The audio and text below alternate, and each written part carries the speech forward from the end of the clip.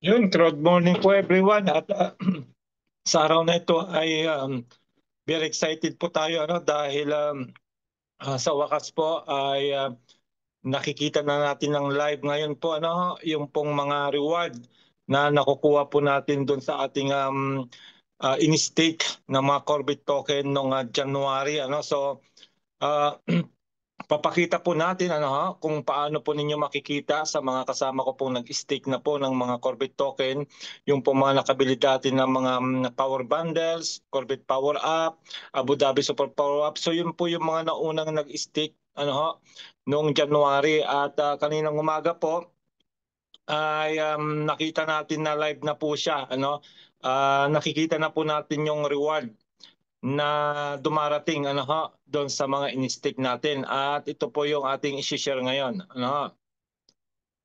Yan. Share screen lang tayo. Okay.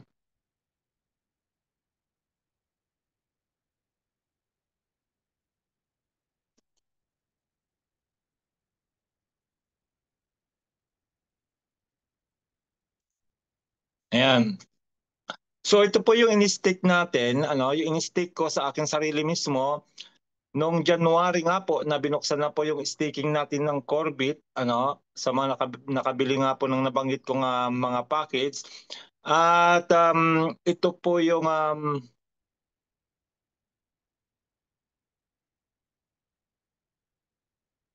yan. Ito po yung in-stick ko ng 4 years. Yan. Ito po yung 4 years na in-stick ko. At bakit 4 years po ko in-stick ito? Gawa ng, sabi ko nga po sa inyo, ito ay nakalaan na para sa college ng aking bunsong anak kasi maliit pa po yung anak kong bunso, 9 years old. So, hinanda ko na po yung para sa kanyang magagamit pag siya po ay magkokoleyo na. At yung ating 30,000 na Corbit token na nakuha ito sa pagbili ng yung Power Up at saka yung Abu Dhabi Super Power Up. Dalawang 15,000 po yan, kaya 30,000 at in-stick po natin ng 48 months o 4 years. At ang maganda nito, dahil nga po nung binuksan po yung staking, kabubukas pa lang ay nakapag-stick tayo. Kaya kung makikita nyo po yung APR o yung annual percentage rate ay 474.6119% ang kanyang interest. At kakaunti pa lang po kami nag-stick noon, 102,000 pa lang pong nag-stick nung ako mag-stick kasi 30,000 na sa akin. So, ibig sabihin, iilan pa lang kami that time. Minute pa lang kasi yan na nabubuksan po yung staking. Tapos, nag-stick din po tayo ng 35,000, kasi 65 po lahat ito. Pero yung 35,000 ito po ay Corpo. Corpo po ito ng power bundle, na 35,000 pong Corbit po ang laman nun. At in-stick po natin ng 6 months. 6 months lamang po kasi ang gusto ko nito ay pag may exchange na ay ibibigay ko na yung parte ng bawat nakipag korpo yung nakipag-share para mabili nga po ito. At yung in-stick po natin to ay umabot naman po ng 231.113%. At for size, ilan din lang po ito. Siguro pangatlo pa lang po ako nag-stick nito kasi 52,000 pa lang letter. Kaya malaki po yung interest. Okay. So ngayon ay kaninang umaga, pinasyalan natin yung ating pong dashboard. Yan, mamaya papakita natin kung paano makikita po ito doon sa ating C1 wallet. So yung sticking history for 6 months period, ayan, nag-stick nga po tayo noong January 16, 2025 at 8:39 PM. Binuksan po yung sticking ng 8 o'clock ng gabi. Kaya 39 minutes po na nakakaraan, nakapag-stick na tayo.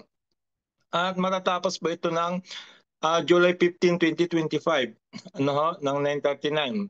So dito makikita nyo po dito in 7 days ay pwede ko na pong kuhanin yung interest. Kasi nga dito sa 6 months, pag nakalahati na po natin, natin yung 6 months, pwede na nating makuha yung kalahati rin. Kalahati ng reward o ng interest. Kaya ito na po yung interest niya.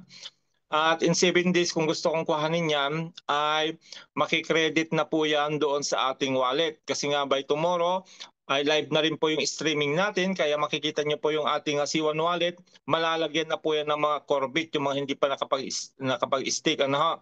So yan po. Yan po yung yan po yung interest na ho nung 6 months. Ano, ayan, makikita niyo po diyan, 35,000 yung in-stick natin. At yan na nga po yung interest, 1,160.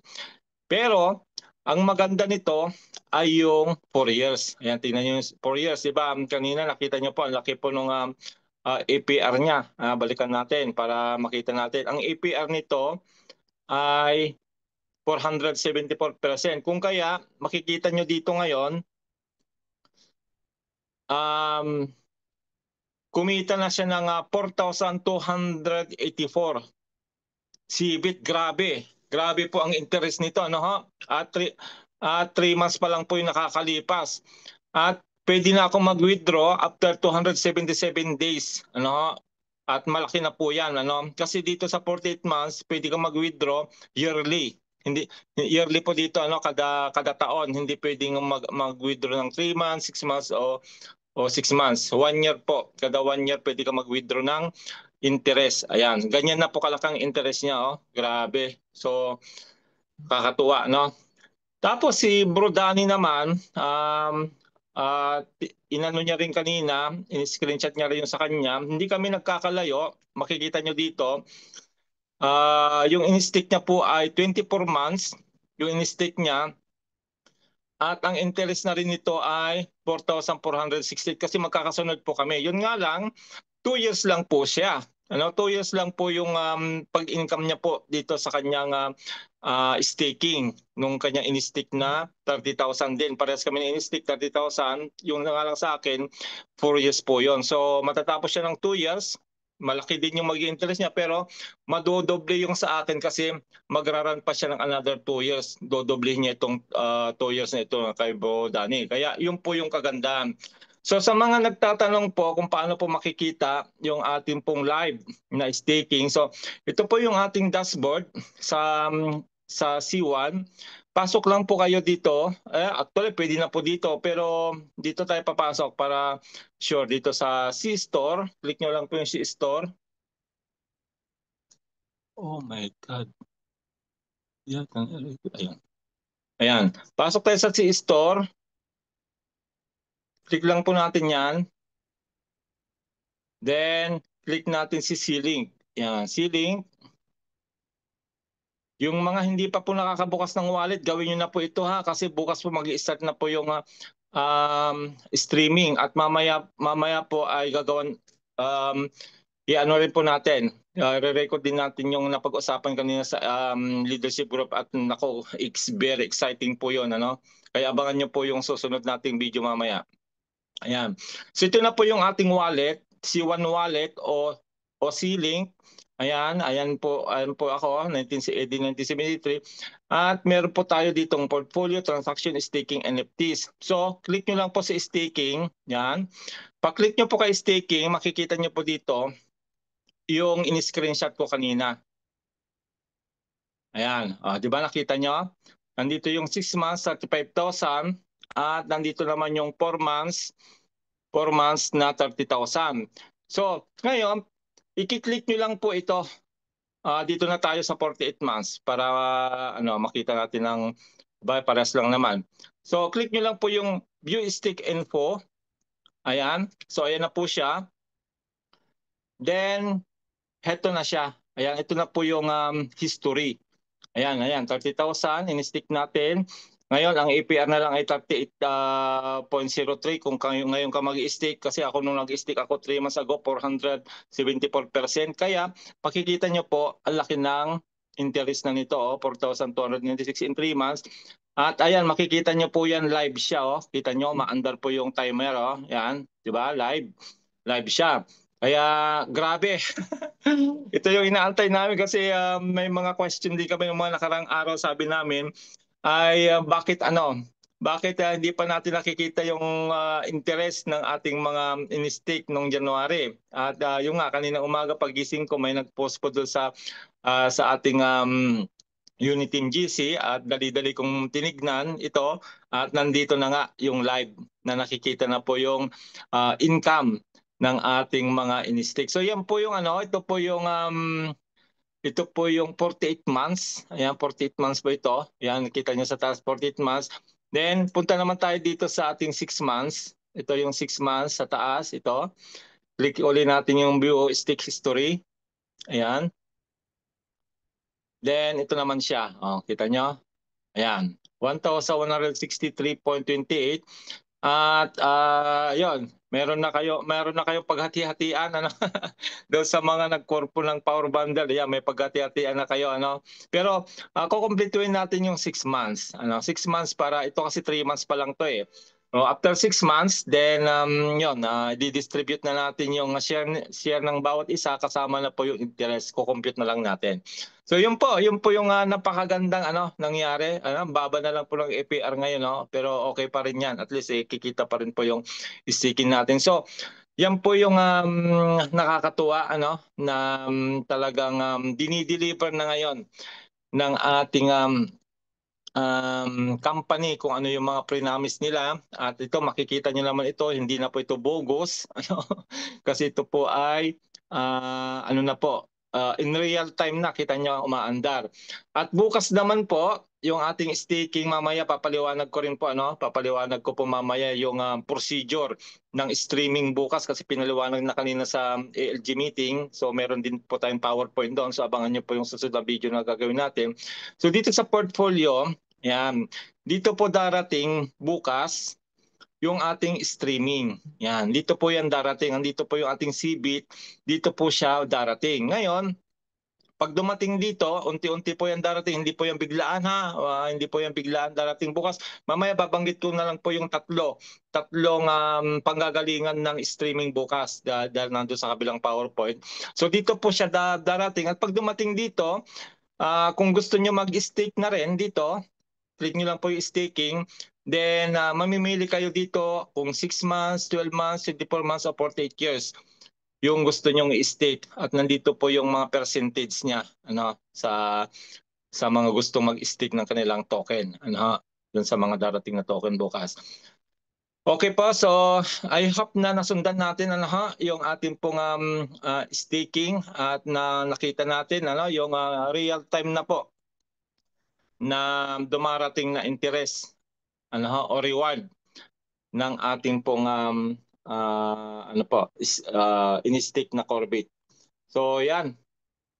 Congratulations doon sa lahat ng mga naniwala na yung mga nakabili po ng mga power bundle, super power up, Corbit power up, at yun po, binibigyan pa po tayo ng chance doon sa mga gusto makapag-stick na kaagad. Yung pong Corbit super power up, last day po ngayon at matatapos po yan ng 12 midnight Dubai time. So ngayon ay 4 o'clock na.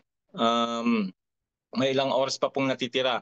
Kung gusto nyo rin na ma-claim, ma-stake na yung inyong mga Corbit, pag makakabili ka ng Corbit Super Power, makakahabol pa po kayo. Yung 15,000 po na buo na yon, hindi na po yun i-stream ng unti-unti kagaya nung mangyayari bukas. Yun po ay buo na po yun na darating sa ating wallet, then pwede nyo na pong i-stick kaagad. So, hayang, habol na lang po yung mga gustong makahabol at congratulations po doon sa mga nakasabay ko pong nag-stick noong January na mga nakabili nga po nung nabanggit ko mga package.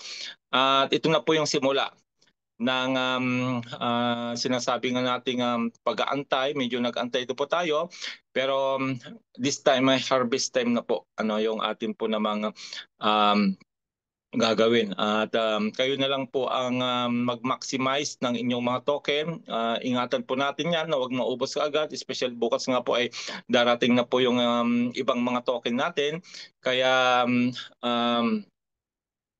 ingatan po natin, stick muna natin, tapos yung interest lang muna ang kuhanin natin habang inaantay natin yung pagtaas ng value. Mabilis lang po naman tumaas yan ang value niya. I believe na pag once na nag-launch na po tayo doon sa global exchange ay mabilis na po yan na umakyat yung price. Kasi nga po almost 70 million na po tayo potential users na member pa lang po yun ng C1. Wala pa po dyan yung mga nasa labas. Yung mga sinasabi kong mga whales tsaka mga sharks o yung mga investors, big investors ng crypto. Pag nakita po nila ito sa CoinGecko, CoinMarketCap at tsaka sa ibang mga wallet, I believe talagang papakyawin nila. Kaya bago pa mangyari yon, sana mauna tayo ng mga member ng C1, especially sa mga pioneers. Again, mamaya po ay abangan natin yung ALG update at nandun po yung ibang paliwanag para doon sa streaming na magaganap nga po bukas. Salamat po at kita-kita ulit tayo sa next video. God bless po sa ating lahat.